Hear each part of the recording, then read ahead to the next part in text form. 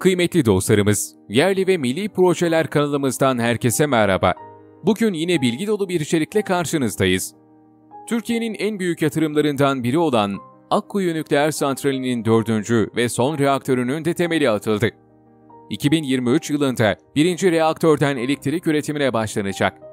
4 reaktör de devreye girerse İstanbul'un elektrik talebinin neredeyse tamamı karşılanabilecek. Dünya enerji konusunda çok büyük bir kriz yaşarken, Türkiye'nin enerjide bağımsızlık yolunda böyle adımlar atması çok önemli. Türkiye'nin nükleer enerji macerası 1960'lı yıllara dayanır. Türkiye Atom Enerjisi Kurumu'nun 1980'li yıllarda nükleer enerji konusunda attığı tüm adımlar bürokratik engellere takıldı. 2007 yılında AK Parti iktidarı döneminde çıkarılan Nükleer Enerji Yasası, dönemin Cumhurbaşkanı Ahmet Necdet Sezer'in veto engeline takıldı. 2010 yılında kurulan Akkuyu Nükleer Anonim Şirketi ile nükleer enerji konusunda ilk somut adım atılmış oldu. AK Parti iktidarının 2023 sonrasında 2 nükleer santral konusunda da önemli adımlar attığını biliyoruz. Türkiye'yi yönetmeye talip olan Altılı Masa'nın birçok konuda olduğu gibi enerji bağımsızlığı konusunda da ne düşündüğünü bilmiyoruz. Engel olmasınlar yeter. Türkiye'nin ilk nükleer santralinde son reaktörün temeli atıldı.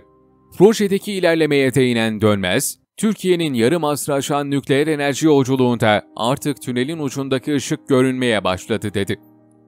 Dönmez, yaklaşık 70 yıldır 30'dan fazla ülkede nükleer enerjinin kullanıldığını belirterek, aktif durumdaki 440 reaktörün küresel elektrik enerjisi talebinin yaklaşık %10'unu karşıladığını kaydetti. Dünyada 54 reaktörün de inşa halinde olduğunu aktaran Bakan Dönmez, özellikle pandemi sonrası artan enerji talebinin karşılanmasında ve küresel emisyonların azaltılmasında nükleer önemli bir seçenek olarak bütün dünyanın önünde duruyor dedi. Peki Sinop Nükleer Santrali'ne ne oldu? 2018 yılında temeli atılan ve inşaat çalışmaları skandallarla devam eden Mersin Akkuyu Nükleer Güç Santrali'nin yanı sıra Sinop İnceburun'da ve Kırklareli İğneada'da da nükleer enerji santrali yapılması yönünde çalışmalar sürüyor. Akkuyu'da yapımı devam eden nükleer santral, temelindeki çatlaklarla gündeme gelmişti. Sinop'ta kurulması düşünülen nükleer santraldeki çatlaksa daha temeli bile atılmadan ortaya çıktı. Sinop'ta yapılacak santrale ilişkin anlaşma 2013 yılında Erdoğan'ın Japonya ziyareti sırasında yapılmıştı. İki hükümet arasındaki anlaşma uyarınca santralin temeli 2017 yılında atılacak ve santral 2023 yılında hizmete girecekti. Ne var ki 2018 yılında tamamlanabilen fizibilite çalışmaları sonucunda ortaya çıkan maliyet üzerinde uzlaşmaya varılamaması nedeniyle Japonya ile işbirliği sona erdi. 2018 yılından bu yana projeyi üstlenebilecek yeni bir ülke ve şirket de bulunamadı. Santralin kimin tarafından yapılacağı konusu tümüyle belirsiz durumda. Nükleer enerji, Türkiye için artık bir rüya olmaktan ziyade gerçekçi bir hedef haline dönüştü. Biz 2018'de Rusya Devlet Atom Enerjisi Kurumu Genel Müdürü ile buradaydık. Akkuyu'nun ilk reaktörünün temelini birlikte atmıştık. Bugün de son reaktörün temelini yine birlikte atıyoruz.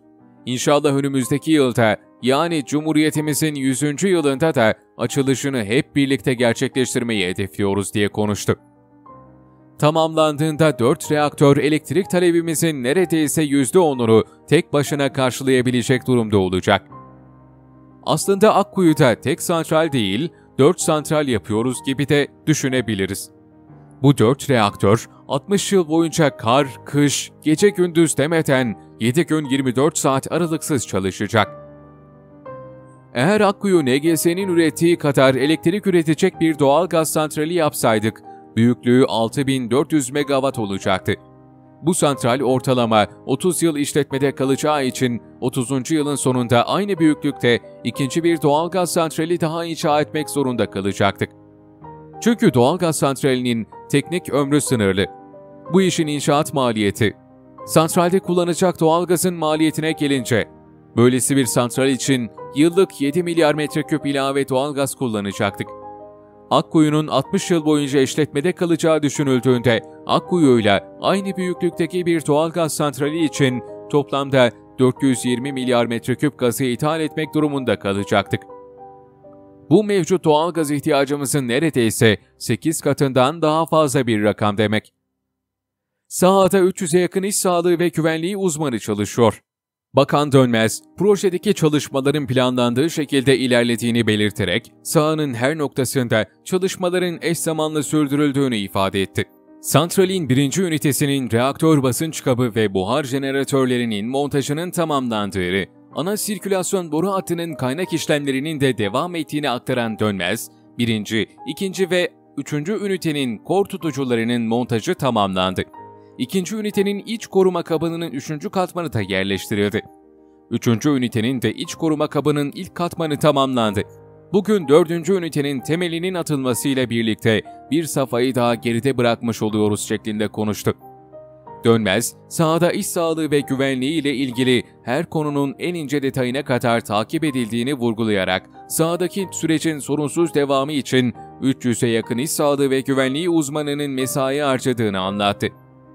Denetimlerin mevzuata uygun, sürekli ve eksiksiz yapıldığını kaydeden Bakan Dönmez, ilgili bakanlıklardan uzmanların sahada denetimler gerçekleştirdiğini dile getirdi.